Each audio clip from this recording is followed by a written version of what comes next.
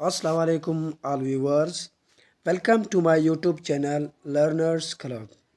दोस्तों, I hope आप सब खैरियत से होंगे। दोस्तों, जैसा कि आप सबको मालूम है कि हम लिटरेरी डिवाइस की उर्दू एक्सप्लेनेशन कर रहे हैं, तो आज हमारा जो टॉपिक है वो है लिटरेरी डिवाइस एलिगोरी। आज हम लिटरेरी डिवाइस एलिगोरी के बारे में पढ़ेंगे कि ये होती क्या है। तो सबसे पहले इसकी डेफिनेशन के बारे में पढ़ेंगे, उसके बाद एग्जाम्पल से जानेंगे कि किस किस वर्ड्स में यूज़ की गई है, और उसके बाद थर्ड पे है इसके टाइप्स, कुछ टाइप्स के बारे में पढ़ेंगे, और फिर डिफरेंस देखेंगे कि सिंबलिज्म और एलिगरी में क्या डिफरेंसेस हैं। लास्ट में है फंक्शन, एलिगरी के फंक्शन के बारे में पढ़ेंगे कि ये इसके क्या क्या यूजेजेस हैं, कि राइटर इसके किस तरह यूज़ करते हैं। तो सबसे पहले स्टार्ट करते हैं डेफिनेशन से। An allegory is a story with a story. एक एलेगरी एक स्टोरी है जो कि एक स्टोरी के अंदर होती है, विद इन अ स्टोरी होती है। It has a surface story and another story hidden underneath. ये एक सरफेस स्टोरी होती है और एक एक और स्टोरी के अंदर, यानी कि नीचे अंडरनीथ एक और स्टोरी छुपी हुई होती है। यानी कि ऐसे स्टोरीज़ जिनके अंदर एक स्टोरीज़ छुपी हुई हो, हिडन हो, तो वो एलिगरी कहलाती है। आगे है Oxford advanced learners dictionary says. Oxford dictionary कहती है a story, play, picture etc in which each character or event is a symbol representing an idea or a quality। कि एक स्टोरी, एक प्ले, एक पिक्चर वगैरह जिसमें हर कैरेक्टर या event किसी एक आइडियाज़ या एक क्वालिटी को रिप्रेजेंट करे, रिप्रेजेंट करने वाले एक सिंबल्स होते हैं। यानी कि ऐसे कैरेक्टर या इवेंट जिसमें कुछ एक आइडिया या क्वालिटी को रिप्रेजेंट करने वाले कुछ सिंबल्स यूज़ किए जाएं, तो वो एलिगरी कहलाती है।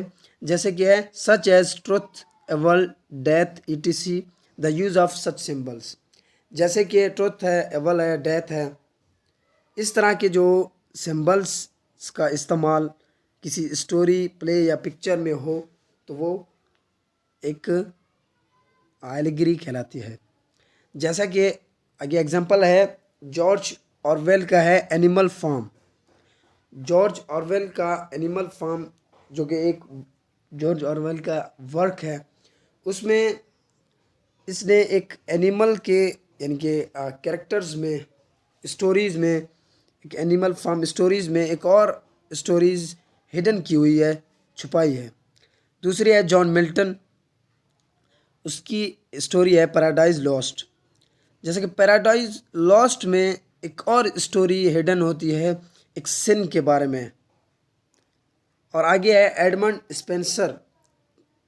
एडमंड स्पेंसर का वेल नाउन वर्क है फेरी queen.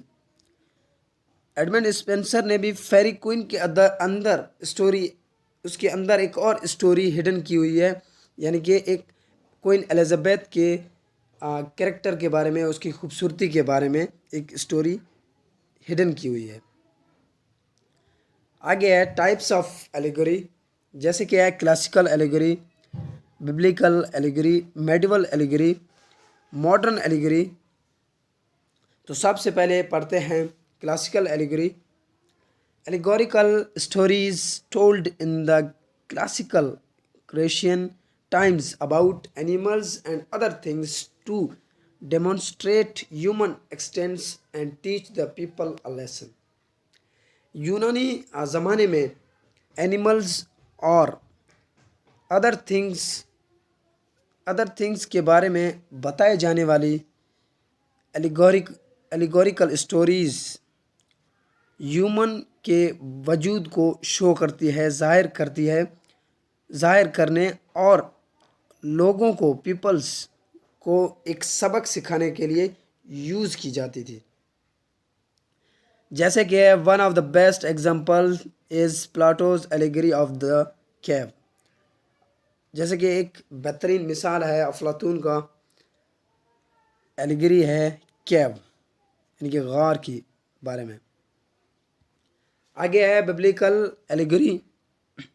Biblical allegories show stories used in the Bible to convey Christian teachings. Biblical allegories जो है वो क्रिश्चियन टीचिंग्स को पहचानने के लिए बाइबल में इस्तेमाल होने वाली स्टोरीज दिखाती है। यानी कि बाइबल में जितनी स्टोरीज बताई गई हैं वो एलिगरी हैं, वो क्रिश्चियन टीचिंग्स के बारे में पहचानी गई है। These stories often evoke biblical themes such as the conflict between evil and good।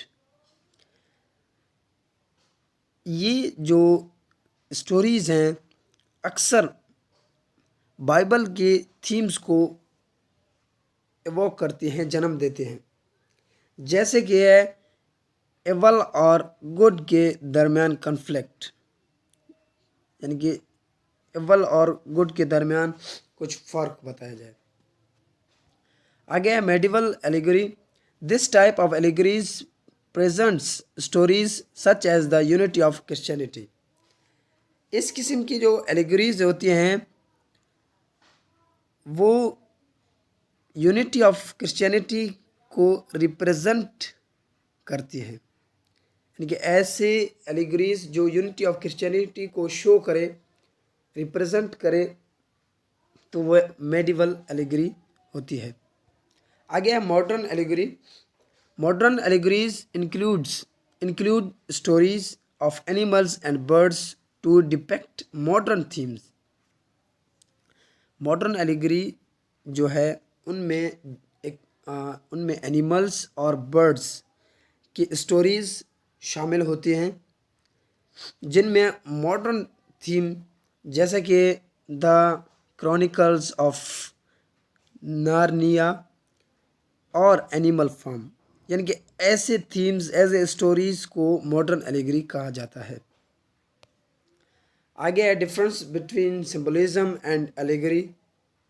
तो डिफरेंस देखेंगे कि एक सिंबलिज्म में और एलिगरी में क्या डिफरेंस है। It can be difficult to tell the difference between allegory and symbolism as literary device. कि लिटरेरी डिवाइस के तौर पर एलिगरी और सिंबलिज्म के दरमियान डिफरेंस बताना मुश्किल हो सकता है, डिफ़िकल्ट हो सकता है।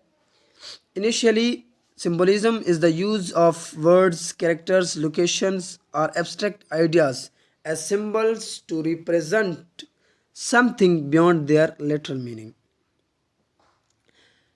Initially symbolism words, characters, locations और abstract ideas को बतौर सिंबल्स, बतौर अलामत इस्तेमाल करता है ताकि इनकी जो